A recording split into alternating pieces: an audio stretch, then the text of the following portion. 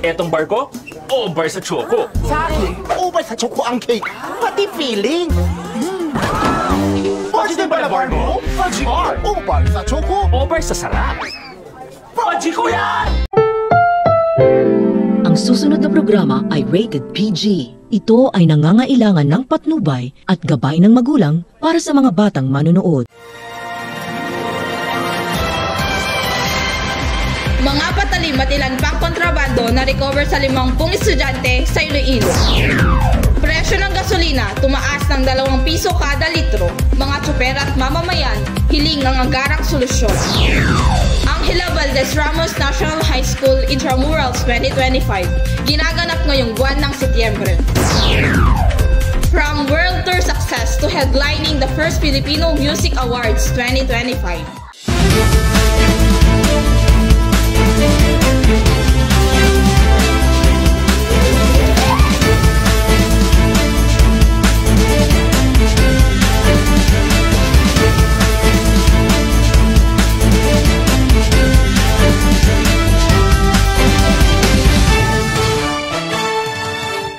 InfoFlash TV, mata ng bayan, boses ng katotohanan.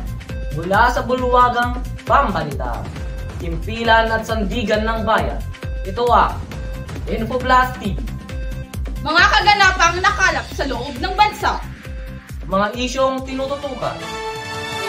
Sa Iloilo, nahulihan ng patalim at iba't ibang kontrabando ang hindi bababa sa 50 mag-aaral. Kutsilyo, itak at iba pang kontrabando. Sinong mag-aakala na marirecover ang mga ito sa isang paaralan? Nakuha ng mga pulis ang mga ito sa hindi bababa na 50 estudyante nang magsagawa ng random inspection sa koordinasyon sa paaralan. Bunsod ito ng nakuhang impormasyon ng pulisya na may kabataang nagpupuslit ng mga ipinagbabawal na gamit sa campus. Plano ng mga pulisya na makipag-ugnayan sa mga magulang para isailalim sa counseling ang mga estudyante. Ayon sa School Division of Iloilo, malaking bagay raw ang police visibility sa mga paaralan para sa dagdag na seguridad. Para sa bantay, presyo ng gasolina. Ayon sa mga kumpanya ng langis, tumaas ng mahigit 1 piso at 50 sentimo hanggang 2 piso kada litro ang presyo ng gasolina ngayong linggo. Dahil dito, marami ang mababahala sa epekto nito hindi lamang sa transportasyon, kundi pati na rin sa presyo ng mga pangunahing bilihin. Ang mga jeepney driver at tricycle driver ang isa sa pinaka-apektado. Ayon kay Mang Juan, isang jeepney driver, halos kalahati ng kanyang kita ay napupunta sa gasolina.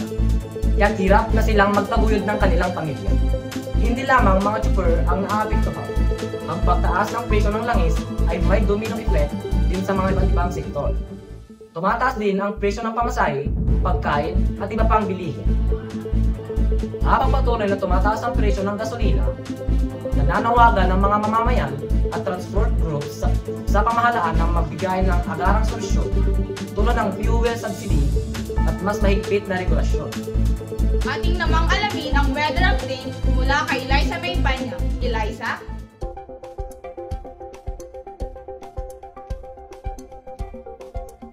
Ngayong araw, Setyembre 14, makulimlim ang panahon dito sa bayan ng Asinggan at sa mga nakarang araw, nakaranas ng pag-ulan tuwing hapon.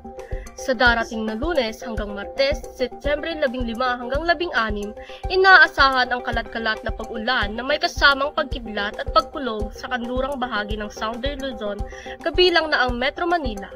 Ito ay dulot ng low pressure area na kasalukuyang tumatawid sa West Philippine Sea. Samantala, mararanasan din ang kaparehong kondisyon sa mga kanlurang bahagi ng Visayas at Mindanao dahil sa muling pag-iral ng habagat o southwest monsoon. Para naman sa nalalabing bahagi ng bansa, mananatili ang general fair weather subalit posible pa rin ang pulo-pulong pag-ulan at pagkidlat na may kasamang pagkulog lalo na sa tuwing hapon hanggang gabi. Paalala sa publiko, magdala palagi ng payong at kapote at mag-ingat sa baha at madulas na kalsada. Para sa mga nasa coastal areas, maging alerto rin sa posibleng malalakas na hangin at alon. Eliza May Epanya ng InfoFlash TV, nagbabalita. Maraming salamat, Eliza. Para sa Balitang Sports, narito si Nino Reyes Corbizo. Nino?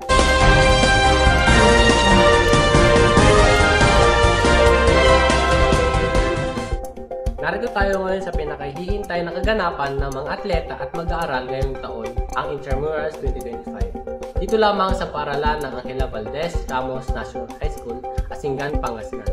Dito natin makikita ang husay, talento at sportsmanship ng ating mga kamag-aral mula sa iba't ibang strand at grade level.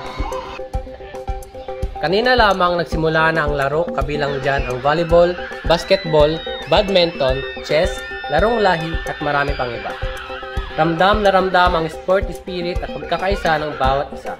Siyempre sa huli, nag-uwi ng medalya at certificate ang mga nanalo bilang parangal sa kanilang galing sa paglalaro. Talagang kahanga-hanga ang pinakitang sportsmanship at pagkakaibigan ng bawat isa. Ang Intramurals ay hindi lamang tungkol sa panalo, kundi tungkol din sa pagkakaisa, pakikipagkaibigan at pagbibigay ng best efforts bilang isang estudyante at atleta. At tunay naman na itong pinakita ng mga estudyante sa Angela Valdez Ramos National High School. Inyo Escorpiso ng Infoblast TV, nagbabalita.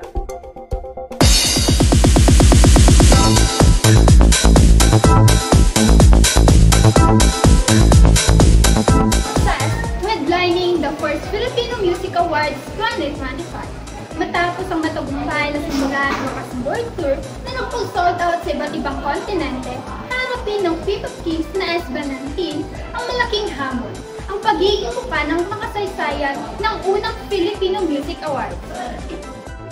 SB19 is on fire matapos ang kanilang record-breaking simula at wakas world tour, muling headline sa balita ang ating P-pop Kings. Ngayong taon, sila naman ang magiging major headliner sa kauna-unang Filipino Music Awards 2025 na gaganapin sa October 21 sa Mall of Asia Arena, Pasay City.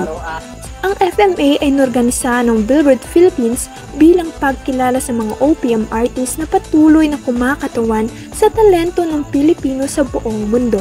At syempre, hindi pwedeng mawala ang grupong naglatag ng daan para sa P-pop Global Recognition. Ang simula at wakas world tour ay naging makasaysayan para sa grupo. From Asia to the Middle East, Europe at North America, halos lahat ng venues ay sold out. Ayon sa fans, unforgettable ang bawat performance, lalo na ang kanilang finale sa Manila kung saan inawit nila ang mapa habang umiiyak at nagpapasalamat sa kanilang 18 fandom. Ang tour na ito hindi lang basta concert series, kundi isang patunay na Filipino music can stand tall on the world stage. At ngayon, kasama sa SB19's milestones ang pagiging bahagi ng kasaysayan sa first ever Filipino Music Awards. Ang kanilang presence ay hindi lamang recognition, kundi isang simbolo ng kanilang papel bilang ambassadors ng OPM. Sila ang mukha ng bagong henerasyon ng musikang Pilipino. From simula at wakas to making OPM history, SB19 proves na hindi lang sila basta boy group, they are icons, leaders, and history makers for Filipino music. Truly, 18 ang mundo. At dito na nga po natatapos ang ilang minutong pag-uulat. Ito ang iyong tagapagbantay, Rexan Joyce Balila. At lagi niyong kaagapan, Maro J. Lingkod. Balitang tapat, Balitang sapat. lahat ilalantad sa iyo'y nararapat. Infoblast TV.